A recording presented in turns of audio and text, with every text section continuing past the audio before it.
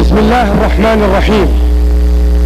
سيدي صاحب السمو الملكي الأمير نايف بن عبد العزيز وزير الداخلية يحفظه الله، ضيوفنا الأعزاء، آباءنا الكرام، السلام عليكم ورحمة الله وبركاته. وبعد، هذا المساء بدا حلوا محياه، وأشرقت بابتسامات ثناياه، وغردت حرة نشوى بلابله، وعاشت الفرحة الكبرى حناياه. فصرحنا نايف الخيرات شرفه، وجاء مبتهجا للحفل يرعاه، وموكب الصيد وافانا وآنسنا، فقلدونا جميلا ليس ننساه. فألف أهلا وسهلا يا كرام بكم، دمتم بحال لنا حياكم الله. أهلا ومرحبا بكم آباء أخيارا وكراما أبرارا، تشرفون مدارسنا وتزينون حفلنا وتعمقون الثقة في نفوسنا. أهلا ومرحبا بكم، وآيات الشكر والعرفان تنبض بها قلوبنا وتلهج بها ألسنتنا. نسأل الله الكريم أن تروا في حفلنا الليلة ما يجعلنا أهلا لثقتكم الغالية وتشجيعكم البناء، لنظل على درب الخير سائرين، ولديننا وأمتنا وبلادنا خادمين مخلصين. فأهلا وسهلا ومرحبا بكم، وإلى فقرات الحفل، متعكم الله.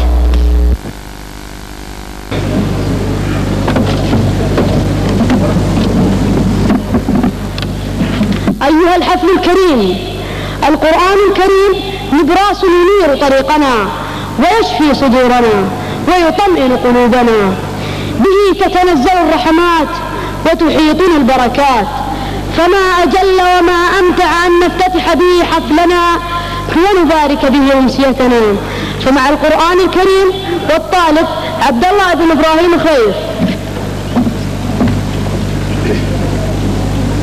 أعوذ بالله من الشيطان الرجيم. إن المتقين في جنات وعيون، آخذين ما آتاهم ربهم، إنهم كانوا قبل ذلك محسنين. كانوا قليلا من الليل ما يهجعون، وبالأسحار هم يستغفرون. وفي أموالهم حق للسائل والمحروم. وفي الأرض آيات للموقنين، وفي أنفسكم أفلا تبصرون. وفي السماء رزقكم وما توعدون، فورب السماء والأرض إنه لحق مثل ما أنكم تنطقون. صدق الله العظيم.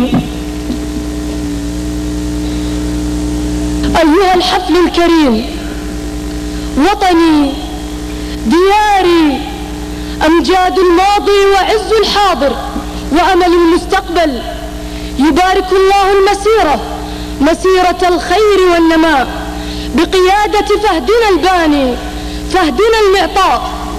والآن مع الاستعراض ديار الخير، كلمات الأستاذ الشاعر السيد أحمد المدرس بالمدارس أداء براءم مدارس الرياض من الصفين الأول والثاني الابتدائي.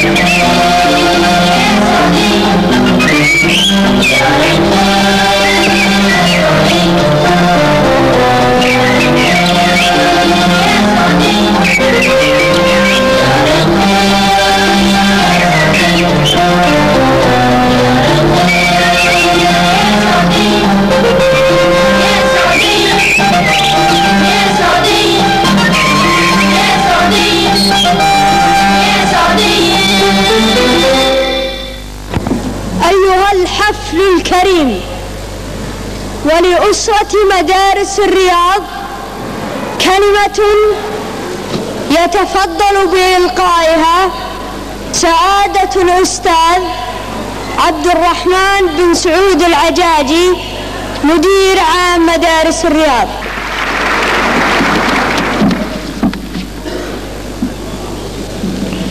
بسم الله الرحمن الرحيم.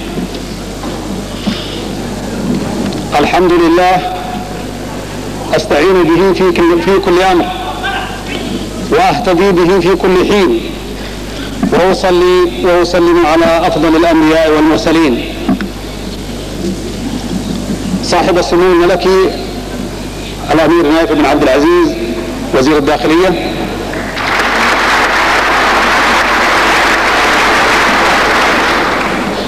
أصحاب السمو الأمراء، أصحاب المعالي الوزراء، أصحاب السعادة الضيوف والآباء، السلام عليكم ورحمة الله وبركاته. باسم أبنائكم وفلذات أكبادكم وباسم زملاء العاملين وأصالة عن نفسي أرحب بسموكم الكريم وبمن حضر حفلنا ضيفا وأبا. نرحب بكم لأنكم تكرمون التعليم برعايتكم لمناسباته، ونرحب بكم لأنكم تدركون أهمية تشريفكم لحفل أبنائكم وتأثيره الإيجابي في نفوسهم وعلى تحصيلهم وانتمائهم. صاحب السمو،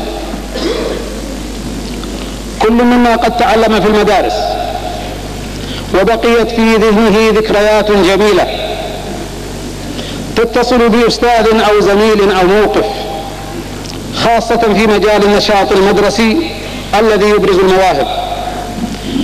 فالنشاط مجال تربوي يعبر فيه الطالب عن ذاته وقدراته الخاصة، ومنه وفيه يكون علاقة راسخة مع معلميه وزملائه. وفي هذه الأمسية المباركة شاهدتم وستشاهدون أبناءكم فرادى وجماعات يؤدون أدوارهم بكل ثقة واقتدار. رأيتموهم في انتظار وصولكم رجالا تعلو وجوههم البشاشة والبشر، وقد تولوا دون ما تدخل من أحد تنظيم استقبالكم في هذه القاعة وفي المعرض العام ومعرض المقتنيات. وشاهدتم وستشاهدونهم يتحدثون إليكم ويؤدون أدوارهم أمامكم ويعرفونكم بأعمالهم في المعرض ليؤكدوا لكم عمق تفكيرهم وإدراكهم، ولتتأكدوا من تميز مدارسهم ومدرسيهم قدرة وإخلاصا. إن وجودكم يا صاحب السمو ومعكم الآباء الأفاضل في هذا الحفل تستمعون إليهم وتشاهدونهم في أدوارهم المختلفة يعد تتويجا لجهودهم، وهو من الأماني الغالية التي تتحقق لهم في هذه المرحلة السنية من أعمارهم. وستبقى هذه الصورة الجميلة في أذهانهم إلى ما شاء الله رصيدا من الثقة بالنفس وحافزا لمزيد من التحصيل والإبداع. يا صاحب السمو، قبل ما يربو على نصف قرن أعلن والدكم المغفور له الملك عبد العزيز طيب الله ثراه حربا على الجهل والفقر والمرض، فأنشأ المدارس والمستشفيات ودعم الإنتاج وشجع على العمل والكسب، وتتابع أبناؤه من بعده سعود وفيصل وخالد يرحمهم الله يواصلون السير على نهجه ليتحقق للوطن والمواطن ما كان قد رسمه الوالد المؤسس يرحمه الله. وجاء الفهد، فهد العز والشموخ، فهد البناء والرخاء، فرأى في الجهل والفقر والمرض ألد الأعداء، ومن للأعداء يصدهم ويقطع دابرهم بعد الله سوى عزيمة الفهد ومضائه. فأولى الإنسان السعودي جل اهتماماته تعليما وتدريبا ودفعا للإنتاج، فتحققت المعجزة في زمن قياسي لم يسبقه فيه أحد. فالبلاد التي تفوقنا في الثروة القومية وفي أقدمية التعليم لم تتمكن من تأمين مقاعد في مدارسها ومعاهدها وجامعاتها لكل من هم في سن التعليم لديها، وإن تحقق في بعضها فلا مقارنة في التجهيز وتأمين المتطلبات. ونسمع عن وجود ملايين الفقراء في أغنى دول العالم. أما عن المستشفيات والدواء ففي الدول المتقدمة يعز أحيانا توفر السرير، والدواء غال ومكلف. وبالنسبة لنا وطن الفهد ومواطنيه فقد تخطينا حواجز الاكتفاء في التعليم وتأمين احتياجات المواطن في الدواء والعلاج إلى استضافة الغير في معاهدنا وجامعاتنا ومستشفياتنا، ليس لاعتبارات الكم فقط بل وفي الكيف كفاءة في المهارة والتجهيز. أما الرخاء فقد عم البلاد وزاد حتى وصل إلى كثير من بقاع العالم، فمن يسأل فقراء ومنكوب الدول الإسلامية والصديقة فسيجد أن اسم المملكة العربية السعودية حكومة وشعبا على كل لسان يلهج بالثناء والشكر، والإنسان لا يعطي إلا إذا كان يجد، وجميعنا في هذا البلد يجد والحمد، وأما بنعمة ربك فحدث. وهكذا انتصرنا في معركتنا مع الجهل والفقر والمرض، المعركة التي خطط لها عبد العزيز وحسمها فهد البطولات. يا صاحب السمو، تتشرف أسرة هذه المدارس بأن ترفع من خلال سموكم لمقام خادم الحرمين الشريفين آيات الشكر والامتنان لقاء العناية الدائمة بالمدارس ومنسوبيها، بدءا من بناء مقرها الحالي على نفقته الخاصة ودعمه المعنوي والمادي المستمر لها لتحافظ على مستواها المتميز في المظهر والمخبر، ثم لتشريفها خلال السنوات الماضية بخصوصية متميزة في القدوة الحسنة بين الآباء تجلت في تشريفه يحفظه الله للمناسبات الختامية لنشاط طلابها أبا وولي أمر، فله منا الولاء والعرفان لقاء الرعاية الشاملة لنا في كل مجال من مجالات حياتنا. كما نرفع آيات المحبة والتقدير لمقام ولي العهد الأمين ولمقام سمو النائب الثاني، ونعيدهم بأن تظل المدارس على مستوى ثقتهم بها إن شاء الله. ولكم يا صاحب السمو ولصاحب السمو الملكي الأمير سلمان بن عبد العزيز أمير منطقة الرياض والرئيس الفخري للمدارس من جميع العاملين في هذا الصرح وطلابه الاعتزاز والعرفان بالدور الرائد الذي تقومون به منذ إنشاء هذه المدارس لتحقيق نموها وتطورها وازدهارها. ومن باب ذكر الفضل لأهله شكرا وعرفانا أنوه بدور صاحب المعالي الدكتور عبد العزيز الخويطر وزير المعارف ومعالي الشيخ عبد الملك بن دهيش الرئيس العام لتعليم البنات في خدمة المدارس، يتجلى ذلك في المتابعة الفنية من الموجهين والموجهات وفي تزويدها بالخطط والإرشادات التربوية وفي الاستجابة السريعة لاختيار المدرسين والمدرسات في حدود الإعانة المقررة وحين طلبهم على سبيل الإعارة، الأمر الذي حقق للمدارس استقطاب عدد كبير من الكفاءات السعودية مكنها من تقديم خدمات تعليمية وتربوية جيدة أكسبتها ثقة أولياء الأمور وجهات الإشراف. ولا يفوتني نيابة عن أسرة المدارس طلابا ومدرسين وعاملين أن أعبر عن خالص الشكر والتقدير لمعالي رئيس مجلس الإدارة الدكتور إبراهيم العواجي ولأصحاب السعادة الأعضاء لما يبذلونه من جهد ووقت تطوعا في تحمل مسؤولية متابعة مسيرة المدارس في أداء رسالتها. وأثني كثيرا على الآباء الأفاضل والأمهات الفاضلات لتعاونهم المستمر البناء مع الهيئتين التعليمية والإدارية في متابعة وتوجيه أبناء وبنات المدارس نحو الخير والفلاح. ومن الآباء والأمهات وعنهم أنقل الشكر والامتنان لجميع العاملين في المدارس مدرسين ومشرفين على جهودهم المخلصة الحسنة في تربية وتعليم أبنائنا وبناتنا طلاب المدارس وطالباتها.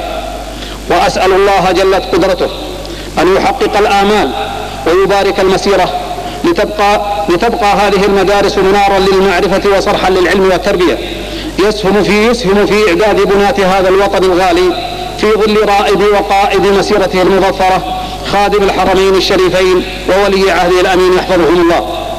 ودمتم يا صاحب السمو رمزا للأمن والأمان، ودام سلمان فخرا للرياض ومدارسها. والسلام عليكم ورحمة الله وبركاته.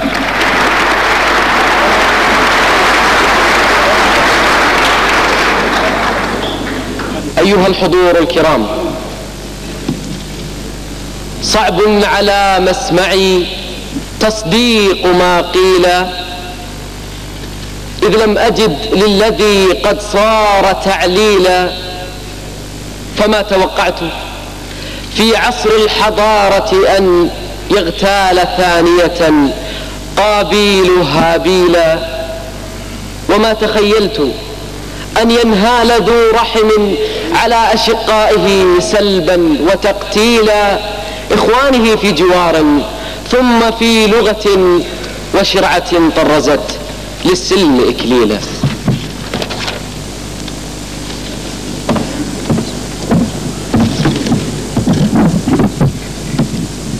النار حرة وزفرات موجعة من قلب كل مسلم مخلص وفؤاد كل عربي غيور على ما أصاب بفعل أخ وجار لم يرعى عهدا ولم يحفظ وعدا. يترجمها شعرا معالي الدكتور إبراهيم العواجي في هذه اللوحة الشعرية بعنوان وعروبته.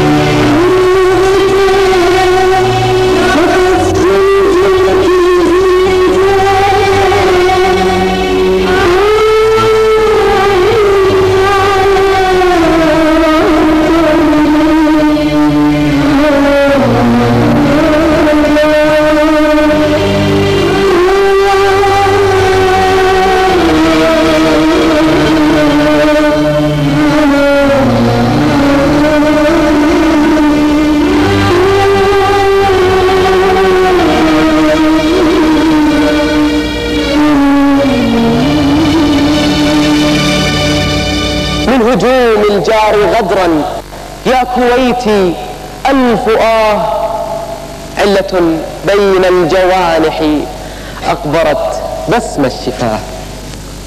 شيب الهول البرايا مزق القلب الجناه، فاستغاث الجرح نادى كبروا باسم الإله. الله أكبر في علاه، الله أكبر في علاه.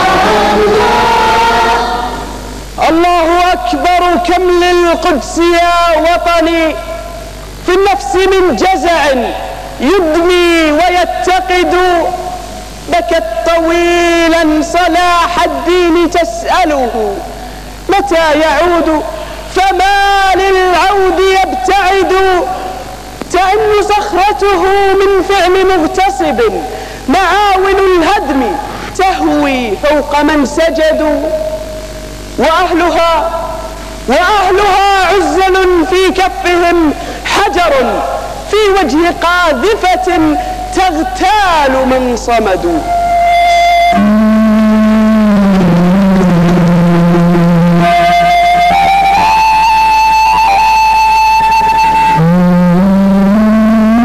تشاهد الزحف ممتدا لساحتها، والطور يصرخ وفي المسارح يلهو اللاعبون بها، والمخرجون هم الأهلون والولد. القدس ما جفت الدماء وقدسا، وذي الكويت جريحة فيا أختا. الله أكبر الله أكبر الله أكبر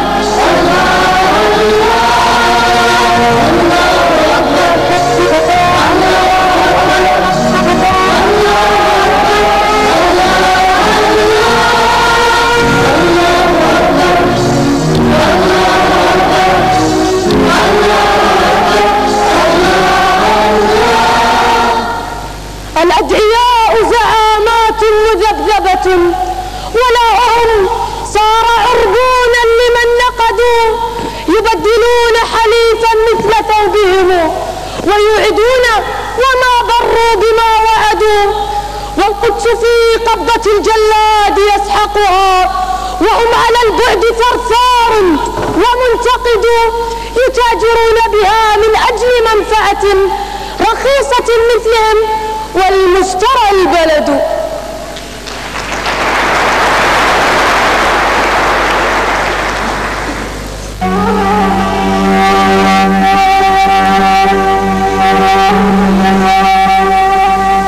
أختي الحبيبة يا كويت خان الصديق، أختي الحبيبة يا كويت ضاع الطريق من الذين تآمروا، ضاع الطريق، وسلمت أنت وإخوة لك في الكفاح. طلع الصباح رغم التمزق والجراح، طلع الصباح.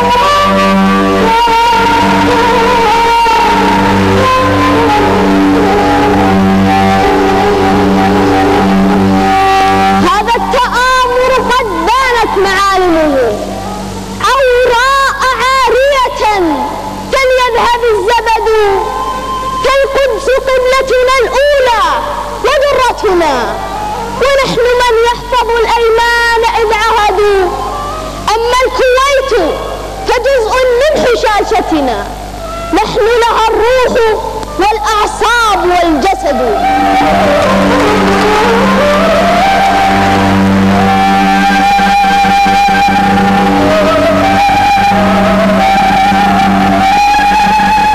ضحيتان لأفاق وذي رحم، لكن غدر ذوي الأرحام ينفرد، وجهان في عملة صيغت على مهل، هذا لها قلم عبري وذاك يد. ونحن تعلو بنا الأخلاق ترفعنا، في ديننا الرد، في إيماننا المدد، وفي إرادتنا ردع لمن حسبوا أنا سنحضرهم حتى ولو فسدوا، وهم بصف عدو القدس قافلة تقمصوه وفي محرابه عبدوا. الله أكبر الله أكبر الله أكبر الله أكبر.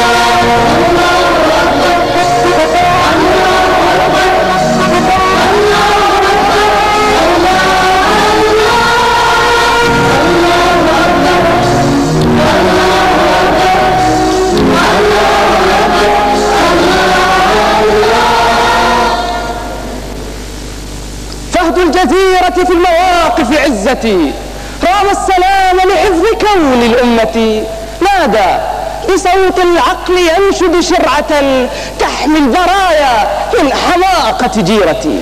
وأعد للغي المكابر جبهة عصفت بأوهام العدا المتعنت، نسفت أراجيف الضلالة والهوى بالنازلات الماحقات لنصرتي. لله در الفهد صان كديرتي وعروبتي وشريعتي بل أمتي.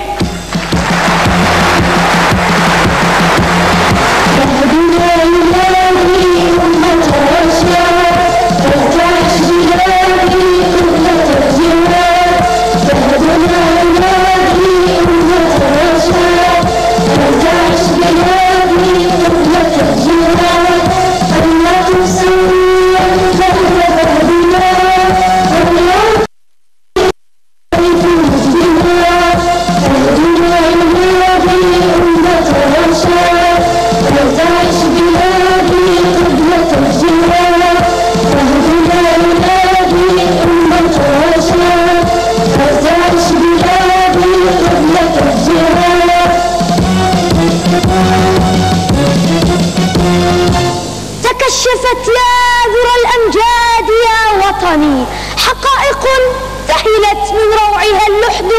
لا بد من وقفة سماعة يا وطني في وجه منحرف قد خانه الرشد. نحن الذين حفظنا الدار آمنة وغيرنا عبثت في أمنه القرد. نحن الذين حفظنا البيت من زمن للساجدين ومن حجوا ومن حمدوا. نحن الذين سنحمي الأرض من عبث مهما تلون كالحرباء الوغد. لا للنفاق ولا للنصب ثانية، نعم لمن صدقوا الأفعال ما جحدوا.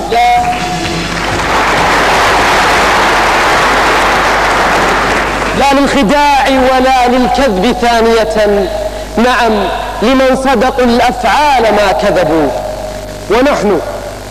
ونحن تعلو بنا الأخلاق ترفعنا، في ديننا الرد، في إيماننا المدد، وفي إرادتنا ردع لمن حسبوا أنا سنحضرهم حتى ولو فسدوا.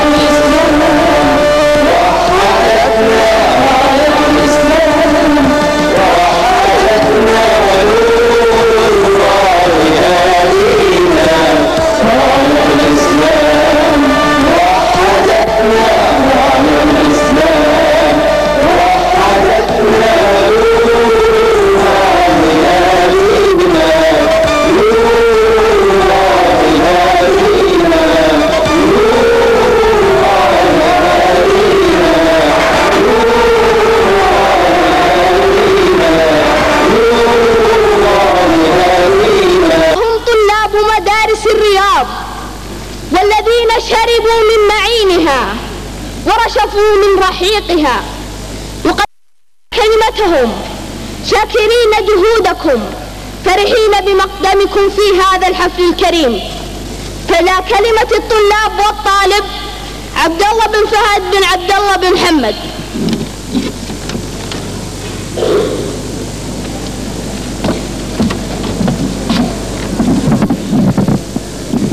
بسم الله الرحمن الرحيم. سيدي صاحب السمو الملكي الأمير نايف بن عبد العزيز يحفظه الله، آباءنا وضيوفنا الأفاضل، مرحى وزير الداخلية نايف، السعد رفرف والتضوع طائف، الحفل عقد قد تلألأ نوره، وأبو سعود بالمكارم وارف. أهلا بكم آباءنا وضيوفنا، حب يفيض وبهجة ولطائف. آباءنا الكرام، منذ بزغ نجم المدارس قبل 22 عاما وهي تحظى برعاية المسؤولين ودعم الأكرمين، وعلى رأسهم خادم الحرمين الشريفين الملك فهد بن عبد العزيز، وسمو ولي عهده الأمين الأمير عبد الله بن عبد العزيز، وسمو النائب الثاني الأمير سلطان بن عبد العزيز، حفظهم الله وأيدهم بنصره. فلقد حبوا هذه المدارس منذ نشأتها بجميل الرعاية ووافر العناية، وتعهدوها منذ كانت نبتة غضة حتى استوت على سوقها وآتت أكلها ثمارا يانعة وقطوفا دانية. وتواصل الدعم السخي المادي منه والمعنوي، متوجا بمكرمة خادم الحرمين الشريفين الجليلة المتمثلة في تقديم هذا المبنى الشامخ هدية سامية لأبنائه الطلاب، فصارت بحول الله منار علم ونبراس فضيلة تنعم بابوته الحامية وتحظى باهتمامه المتواصل. لأي جميل من جميلك أشكر، وأي أياديك الجليلة أذكر، وأعلم أني في الثناء مقصر، وأن الذي أوليت أوفى وأوفر.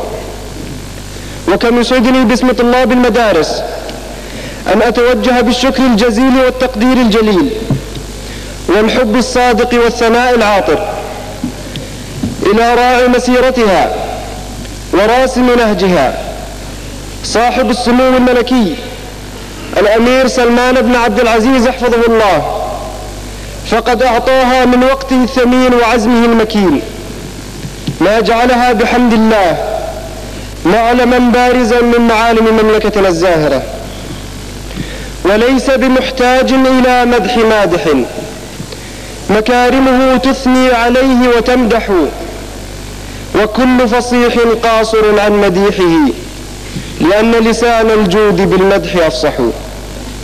كما نتوجه بوافر الشكر والثناء إلى أصحاب المعالي والسعادة، رئيس وأعضاء مجلس إدارتها، على ما يبذلونه من جهد مخلص لمتابعة مسيرتها وتواصل رسالتها. آباءنا الأعزاء، إنه لمن دواعي سرورنا بهذه المناسبة أن نرسم أمامكم لوحة تجسد بعضا من المكاسب التي جنيناها من خلال الجمع بين برامج التحصيل العلمي ومزاولة النشاط المدرسي. فقد وفقنا الله إلى إعداد 10 حلقات تلفزيونية جرى عرضها خلال إجازة نصفه السنة لهذا العام، هذا فضلا عن المشاركة في مختلف المناسبات والأسابيع الوطنية والاجتماعية. ولعل ما ترونه في هذه المناسبة من جهد متواضع يقدمه أبناءكم بجهودهم المدرسية لدليل ملموس على نشاطهم المزهر وعطائهم المثمر، وذلك بفضل من الله ثم بفضل ما نلقاه من رعاية دائمة من المسؤولين.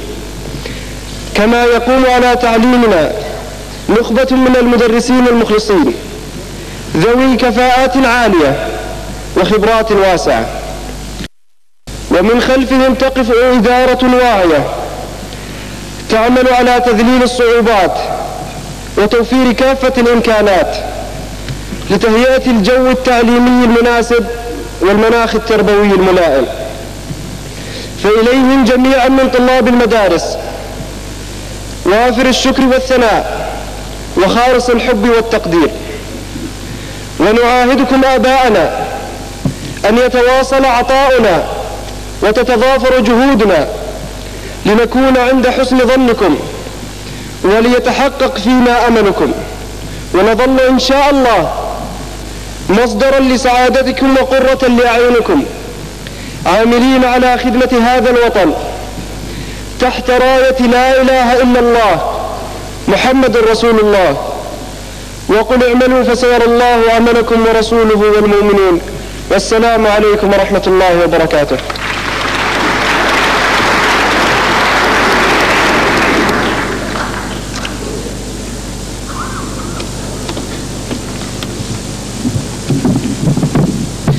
أميرنا الغالي، ضيوفنا الكرام، أهلا بكم يا من دخلتم دارنا، يا مرحبا يا من حللتم أرضنا.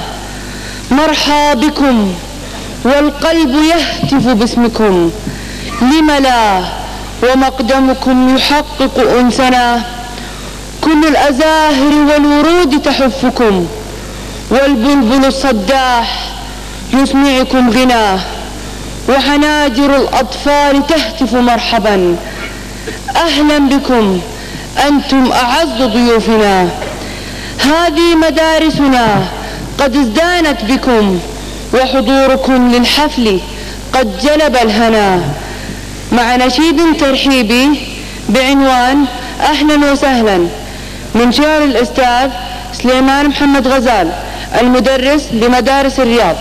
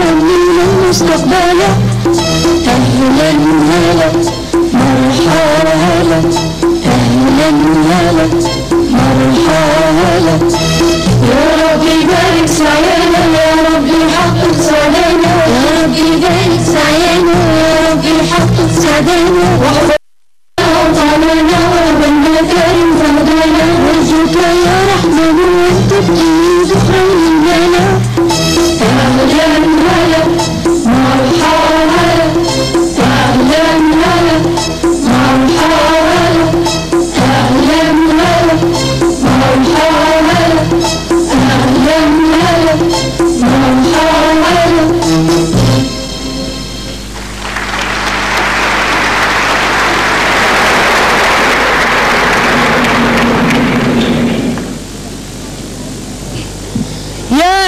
شوق الحياة في الأرض مدي، أذرع المجد للقلوب الحبيبة.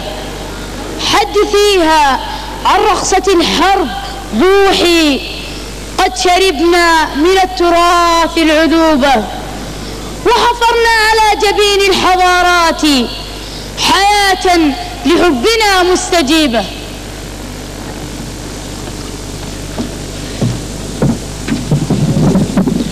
يد تمسك بالماضي مخافة اندثاره، ويد تغرس على جبين الحاضر وردة ازدهاره. تراث يعشقه الشباب لأنه سجل حافل بأمجاد الأحباب، مع العرضة السعودية بعنوان يا صلي بالراس، شعر فهد بن تحيم وأداء طلاب مدارس الرياض. تكلب تركي على ما تمنى، يوم خلى السيف يرعف ذبابه، شيخنا سير بنا لا تونى، من سعى بالحرب حنا ذهابه. يا صليب الراس زبل الجنة، من سلايل وائل للتجابه.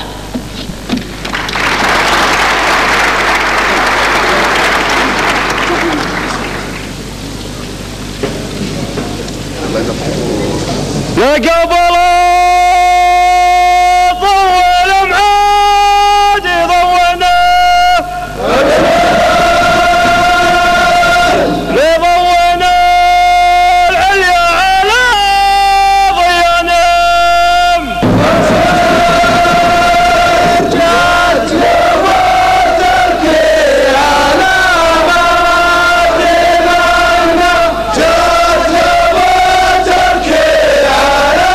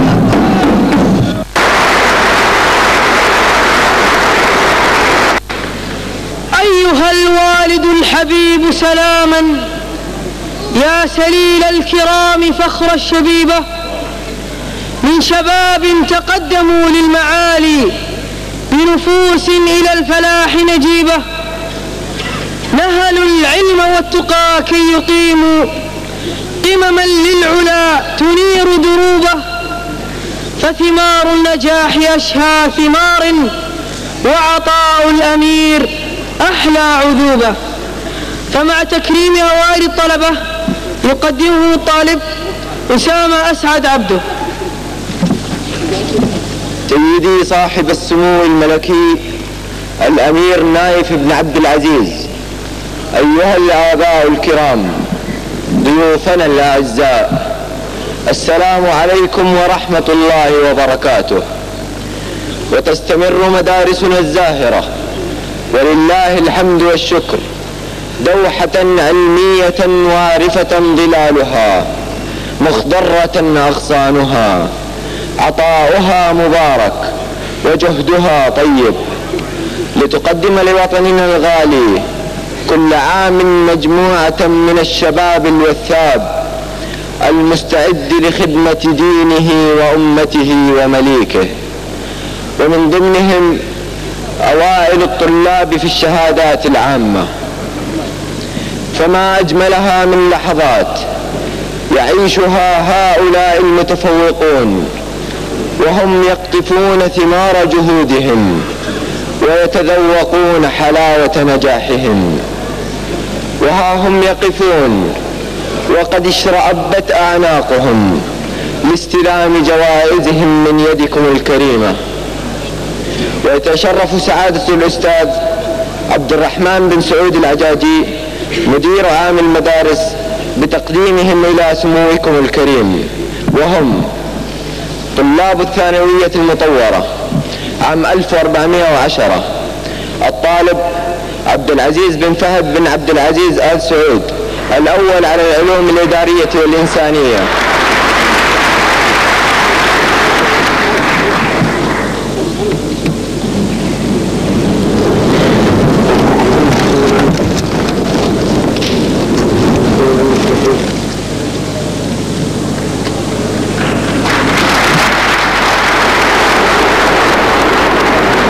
الطالب محمد فيصل رضوان موسى إبراهيم خليل، الأول على العلوم الطبيعية شعبة الفيزياء والرياضيات، ويستلمها عنه الأستاذ عبد العزيز العسكر.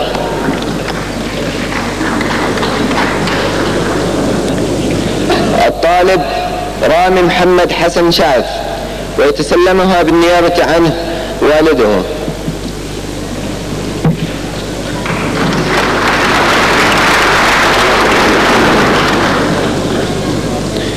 الطالب يوسف عبد الله محمد العثيمين، الثاني على العلوم الإدارية والإنسانية.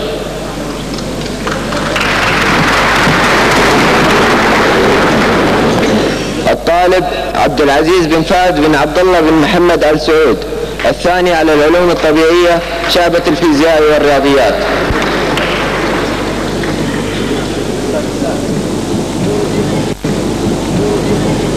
الطالب فراس عبد الملك عبد الله الخيال، الثاني على العلوم الطبيعية شعبة الكيمياء والأحياء.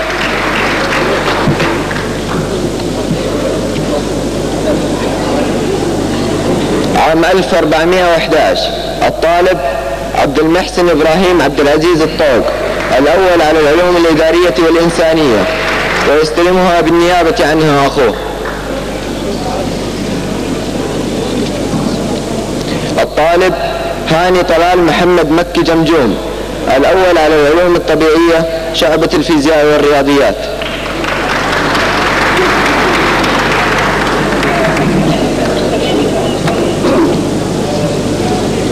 الطالب نزار مرشد محمد الزغيبي، الأول على العلوم الطبيعية شعبة الكيمياء والأحياء.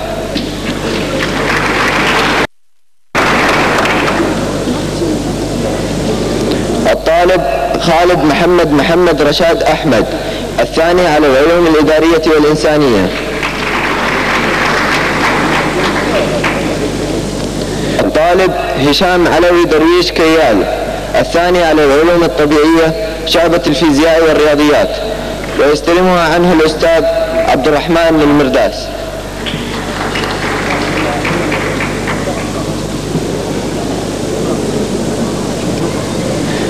الطالب سلطان عمر عبد الله السدحان، الثاني على العلوم الطبيعية شعبة الكيمياء والأحياء.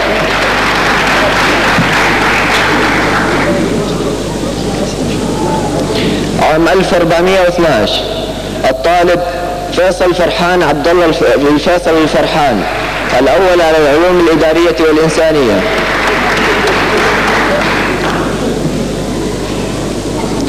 الطالب محمد محمود عبد الله طيبة، الأول على العلوم الطبيعية شعبة الفيزياء والرياضيات. الطالب ماهر علي عبد الله عبد الدائم، الأول على العلوم الطبيعية شعبة الكيمياء والأحياء. طلاب الثانوية التقليدية الطالب عارف علي حمد الحسون، وقد حصل على الترتيب الثالث على منطقة الرياض التعليمية.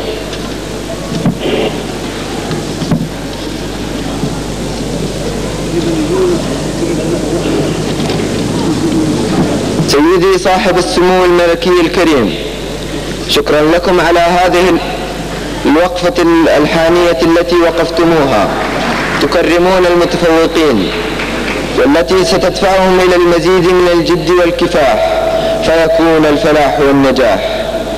حفظكم الله ورعاكم، والسلام عليكم ورحمة الله وبركاته.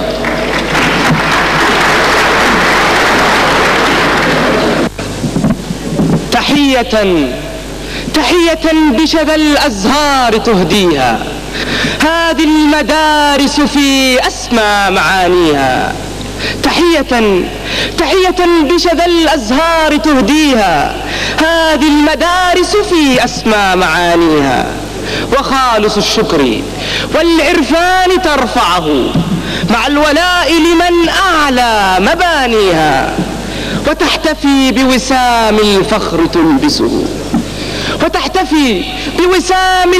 تلبسه ربان مركبها من دام راعيها. وقبلة الحب والتقدير تطبعها على جباه كرام أخلصوا فيها. هذا وفاء وتقدير لمن عملوا على علاها وكانوا من محبيها. مع سعادة الأستاذ فهد عبد الله البراك مدير مدارس البنين ونائب المدير العام في وقفة وفاء.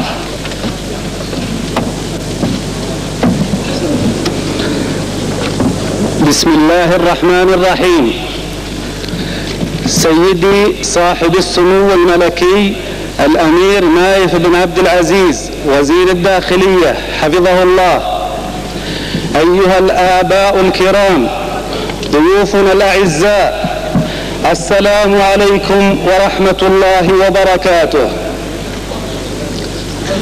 تقديرا من أسرة مدارس الرياض ممثلة بمجلس إدارتها وجميع منسوبيها لجهود من عملوا على رفعتها وإعلاء شأنها، ولمن لهم بصمات واضحة في مسيرتها كصرح علمي متميز ومعلم حضاري رائع، فإن المدارس وبكل الأمانة يسرها تكريمهم وتقديرهم بإهدائهم دروع المدارس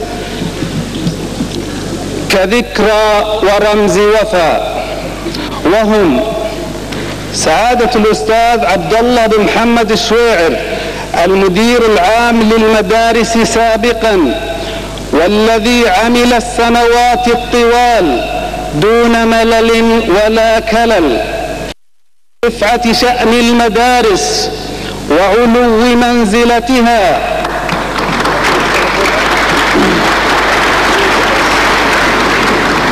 حتى غدت بفضل الله صرحا علميا يشار إليه بالبنان بتوجيهات سمو الرئيس الفخري للمدارس سمو الأمير سلمان بن عبد العزيز حفظه الله، ويتشرف سعادته باستلام الدرع من يدي سموكم الكريم.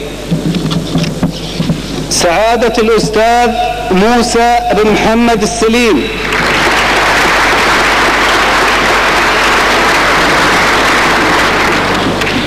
مدير مدارس البنين ونائب المدير العام في السنوات الماضيات، ومن كان له الباع الطويل والجهد الجليل في تقدم المدارس من الناحيتين الدراسية والتربوية والنشاطات اللامنهجية، ويتشرف سعادته باستلام الدرع من يدي سموكم الكريم.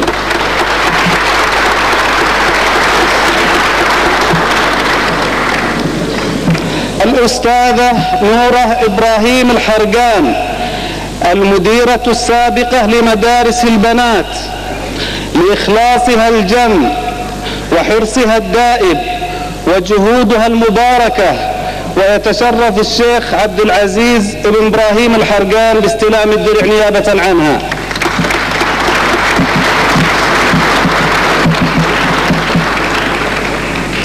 سيدي صاحب السمو الملكي الأمير نايف بن عبد العزيز حفظه الله ورعاه، وأنتم تتكرمون بتتويج حفلنا ورعايته، فبالحب والتقدير نهدي سموكم الكريم درع المدارس، دليل محبة ووفاء وشارة تقدير وثناء. حفظكم الله درع أمن وأمان بقيادة خادم الحرمين الشريفين.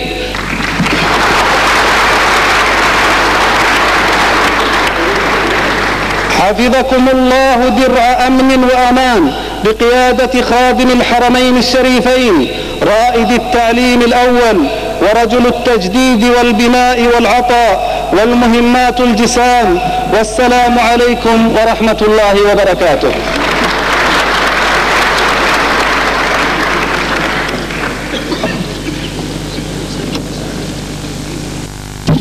مع كلمة شكر من سعادة الأستاذ موسى بن محمد السليم، مدير مدارس البنين ونائب المدير العام سابقا. سيدي صاحب السمو الملكي الأمير نايف بن عبد العزيز وزير الداخلية وراعي هذا الحفل المتألق، أصحاب السمو الملكي الأمراء، أصحاب المعالي الوزراء، أصحاب السعادة، الآباء الأفاضل، أعزائي وأحبائي الطلاب، إخواني وزملائي المدرسين، وأعضاء الهيئة التعليمية والإدارية بمدارس الرياض، السلام عليكم ورحمة الله وبركاته.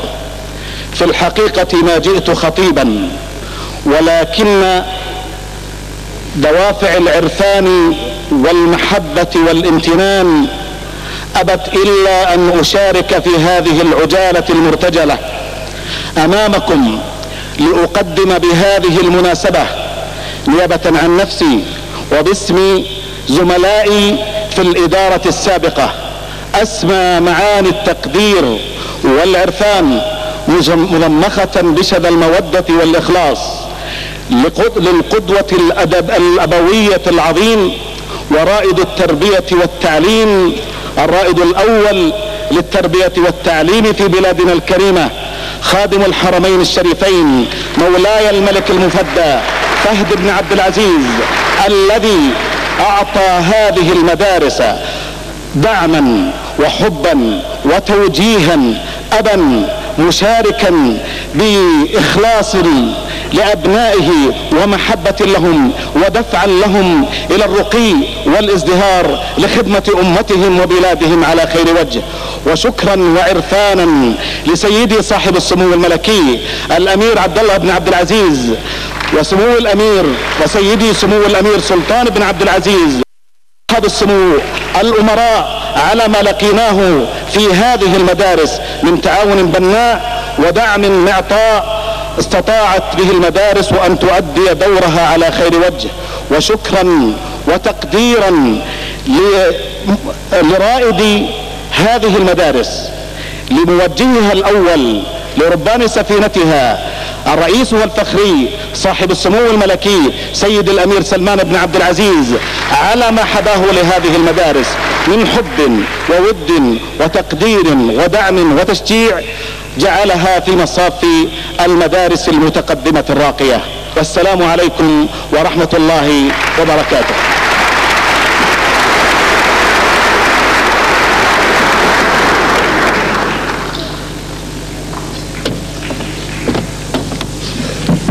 سيدي صاحب السمو الملكي وزير الداخلية الأمير نايف بن عبد العزيز يحفظه الله، آباءنا الأفاضل، ضيوفنا الكرام، كل آيات الشكر والعرفان نقدمها لكم لحضوركم حفلنا، والذي نرجو أن تكونوا قد استمتعتم بفقراته.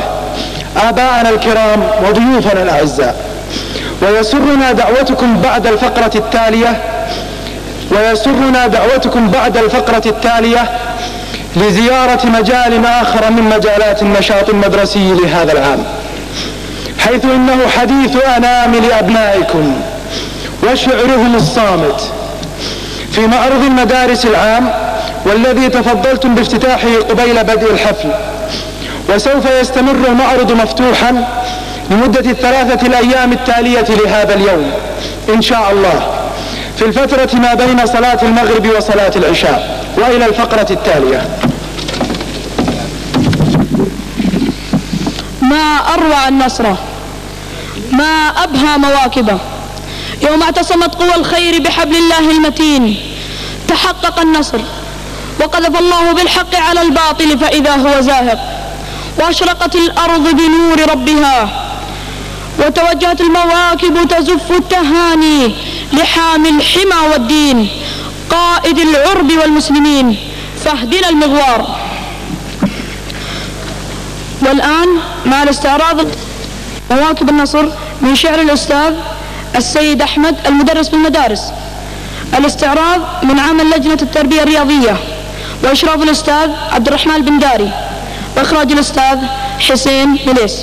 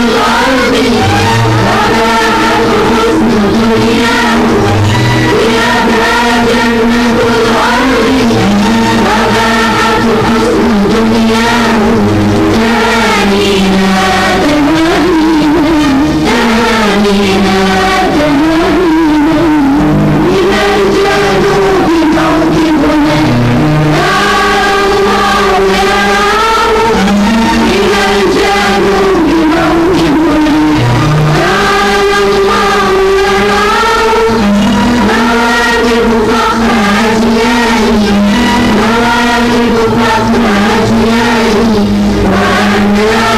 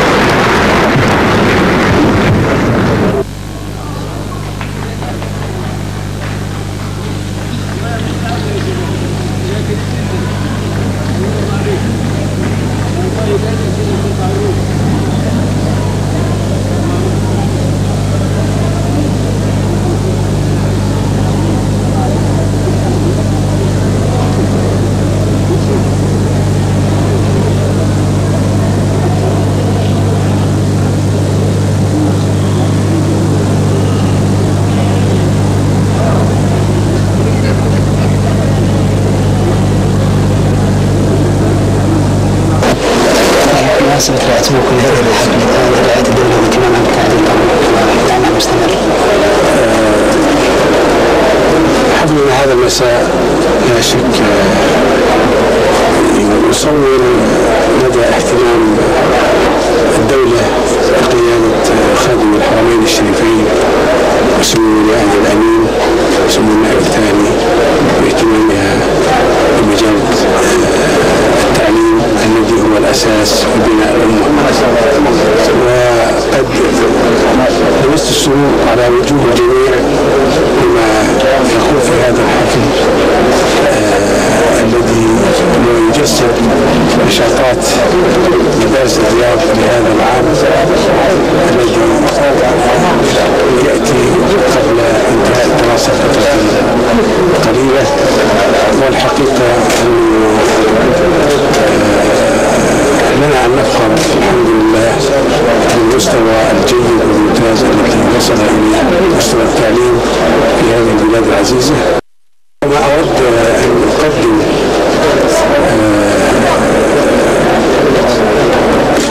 كثير شكري وجليل إعجابي